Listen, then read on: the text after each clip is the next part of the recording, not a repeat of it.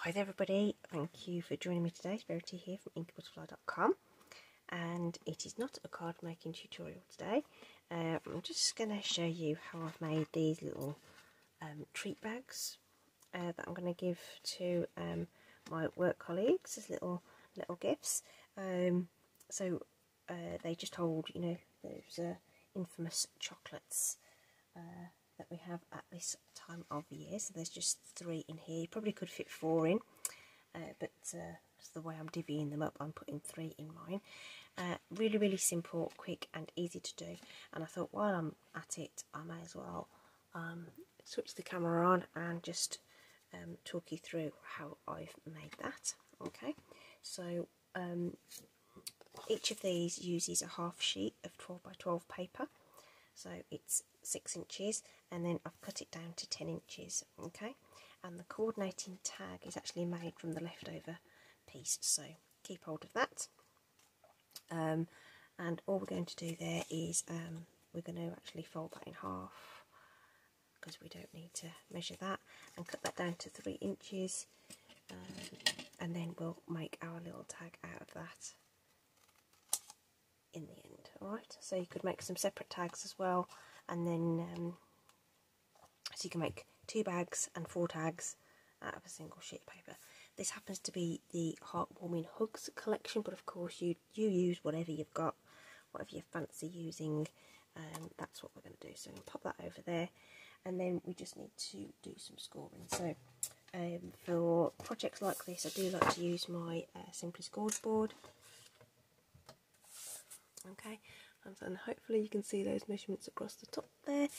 Okay, so and then we've got the score tool that goes with it. So we're going to start by scoring on the short side at 1.5 inches. So that's essentially the depth of your bag. So this is this measurement here. Okay, we're creating that bottom flap there. Okay, then you're going to switch it round to the long side, and this is where we're going to create our front side, back side, and a glue flap. Okay, and our front is 3.5 inches. Okay, the 1.5 that we did here we need to add on, so that takes us up to 5. Okay, so that's our front side. Now we need a back, which is 3.5. 1, 2, 3.5, which takes us to 8.5. And our side, which is 1.5 inches, which takes us to 10. Which means we've just got this 1/2 inch here as our glue flap. Okay, hope that was clear. 3.5, 5, 8.5, 10, and on the short side at 1.5. Okay, now the score lines are going to be difficult to see. And oops, let me just pop that down on the floor there.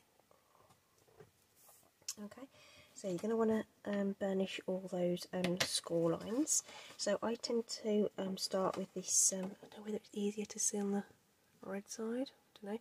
So obviously you can use whichever side you like, and if you're doing 2, I would recommend scoring on the side you're that's going to show, if you know what I mean. So you can fold back on your score line. So that's the side I want to show, I've scored on it. If I was doing it this way, I'd have scored on this side. Alright, so you can fold away from the score lines. It's the and then match those up. So I always like to make sure that my edges are nice and square before I burnish that off. Sometimes you just get a little bit of movement as you score those through, so just burnish those really nice and securely. Okay.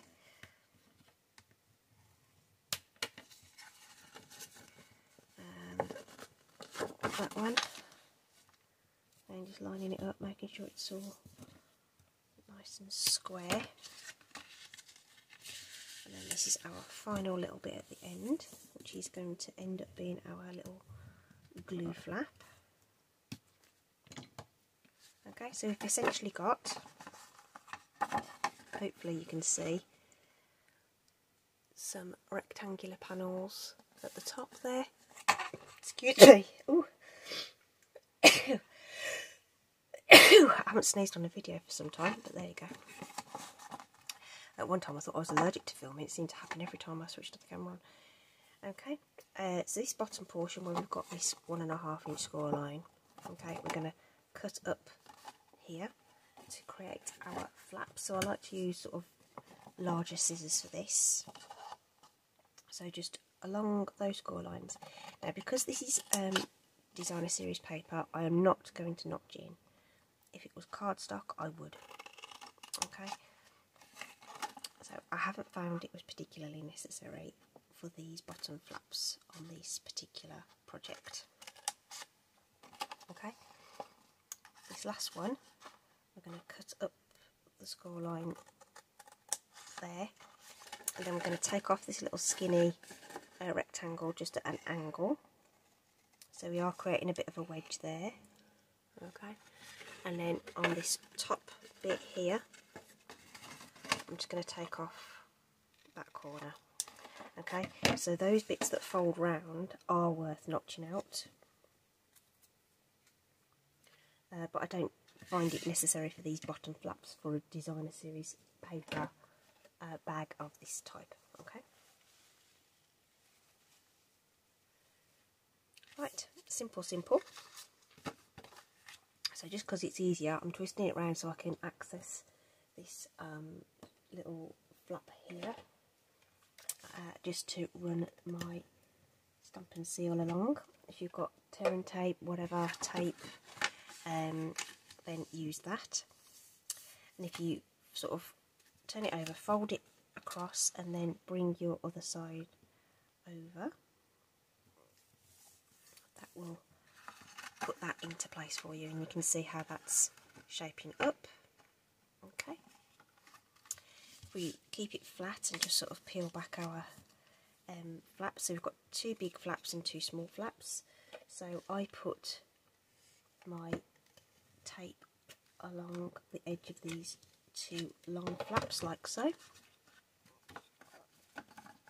Okay, get those tucked out of the way. Get your box sort of squared up. Okay, fold in my side flaps like so. Okay, that's no problem at all. And then fold in one of your side panels. I'm just using my thumb to make sure that that's lined up. Okay, and that's going to stick to those panels across the bottom and hold those in place. Then I'm going to do the same with this. So just use your thumb and your fingers just to make sure it's lined up and you don't have any little sort of sticky out bits.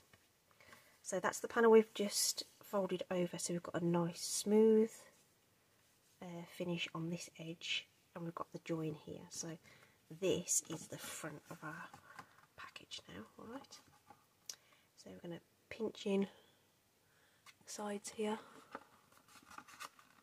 to create our sort of bag shape, if you like, and we can sort of make those sides look nice. Just pinch it in. And you're going to need something really high tech now. You're going to need some kind of clip or peg or something or other.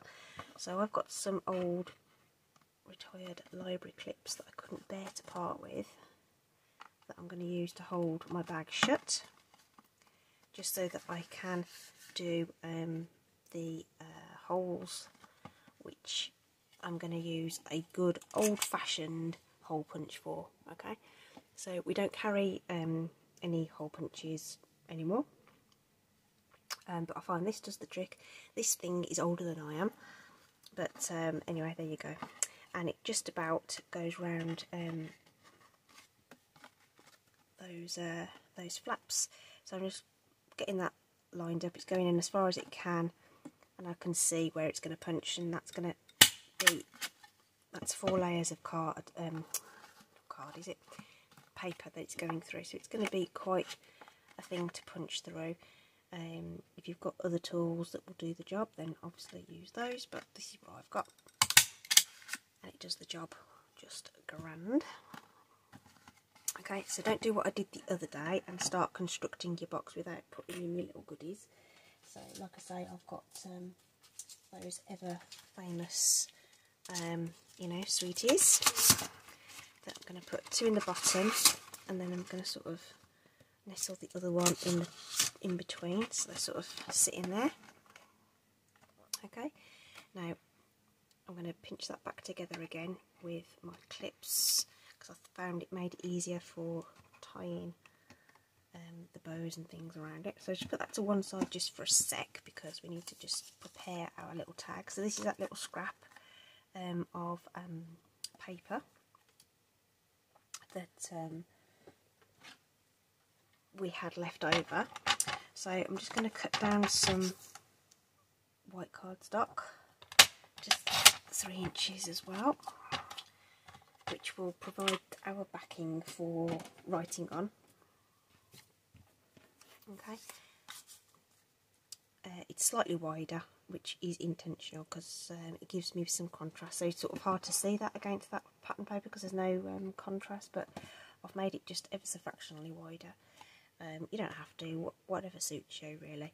I say I'm just using what's left over in terms of the scraps from the designer series paper. Okay, so I'm just going to pop that in one of our tag topper punches. There's a whole different there's another one of those that will do these tag toppers. Really nice.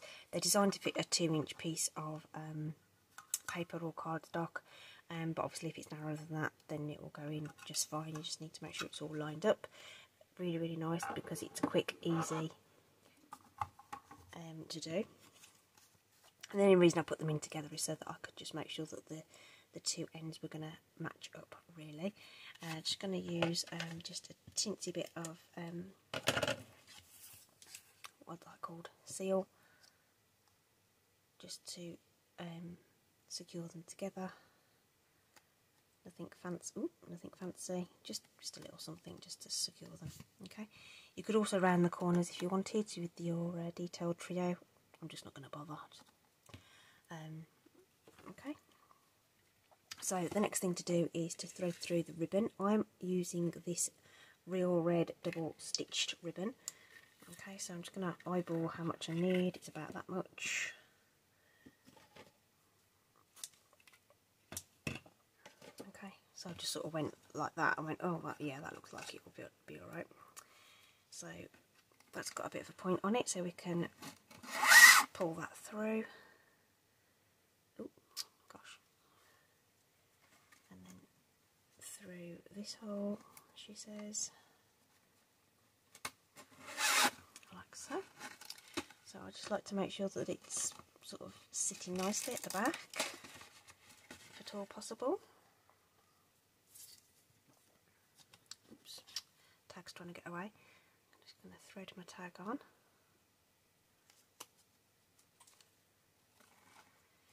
Right, bow time. Hey, bow time. So, here we go. Right, don't ask me how this works, right, because I just can't work it out in my own little head.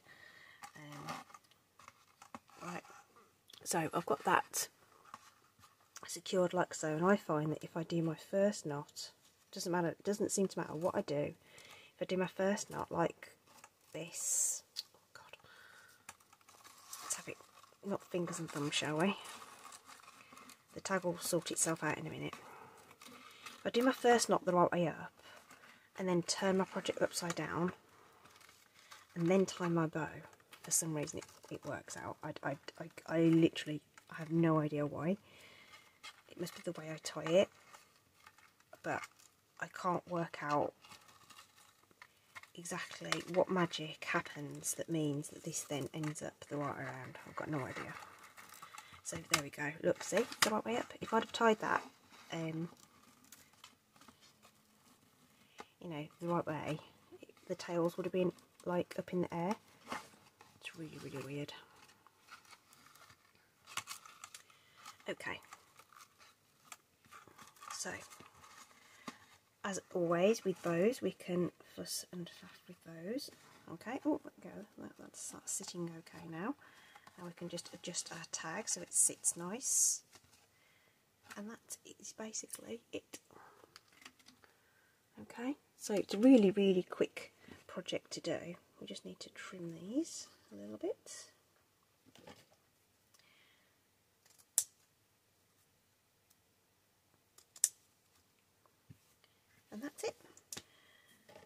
tool.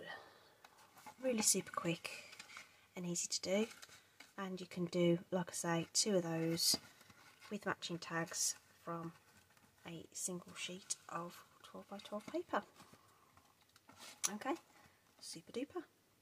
I hope that's been helpful and you've enjoyed that. And I've still ended up putting the seam at the front, but anyway, I told you the theory. I was just kidding. It's amazing what you your brain just empties when you've got the camera pointing at you. Okay. Thank you for joining me. Hope that's been helpful.